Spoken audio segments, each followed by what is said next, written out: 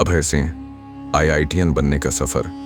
क्या वाकई social media की ये बात सही है कि अभय सिंह को दिल टूटने के कारण आध्यात्मिकता की ओर जाना पड़ा, या फिर क्या कुछ न होना ही सच्ची स्वतंत्रता है, जैसा कि अभय सिंह कहते हैं। महाकुंभ का मेला, जो इस बार सोशल मीडिया और इंटरनेट पर खूब चर्चा में है, सिर्फ साधु संतों की भीड़ का केंद्र नहीं है। यहाँ आने वाले अनोखे व्यक्तित्व भी सुर्खियां बटोर रहे हैं।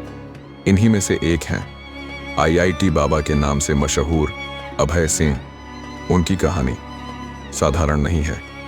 ये एक ऐसी यात्रा है जो भौतिकता से अध्यात्म तक जाती है। अभय सिंह हरियाणा के एक साधारण परिवार से ताल्लुक रखते हैं। साल 2016 में उन्होंने आईआईटी बॉम्बे से एयरोस्पेस इंजीनियरिंग में पढ़ाई पूरी की और एक उच्च करियर के रास्ते पर थे। उनका जीवन एक आदर्श युवा का था। सपने थे, रिश्ते थे और बड़े लक्ष्य भी। लेकिन इस आदर्श जीवन के भीतर संघर्ष छुपा था।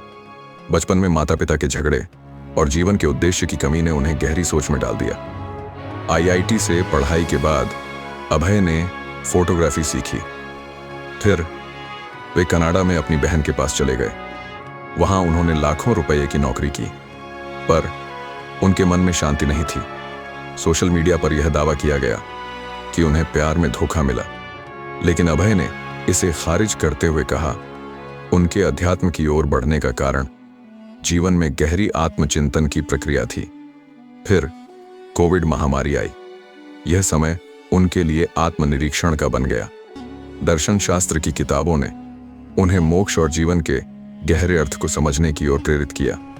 धीरे धीरे उन्होंने साधु का जीवन अपनाया और अपने परिवार से सारे संपर्क तोड़ दिए। अभय सिंह की कहानी महाकुंभ में तब सुर्खियों में आई जब जूना अखाड़े के एक साधु सोमेश्वर पुरी ने उन्हें काशी में खोजा और कुंभ मेले में लाने की बात कही। जैसे ही पता चला कि वे आईआईटी बॉम्बे के छात्र रह चुके हैं, उनकी कहानी वायरल हो गई। अभय का जीवन भौतिकता से पूरी तरह अलग है। न गाड़ी है, न बंगला, न बैंक बैलेंस और न ही परिवार। फिर भी वे हमेशा मुस्कुराते रहते हैं। उनके पिता कर्ण सिंह, जो पेशे से वकील हैं, कहते हैं, हम अपने बेटे के घर लौटने का इंतजार कर रहे हैं। पर उन्हें यह भी समझ है कि अभय अब सांसारिक जीवन में वापस नहीं आना चाहते। अभय सिंह का मानना है कि सच्चा सुख आजादी और आत्मिक शांति में है।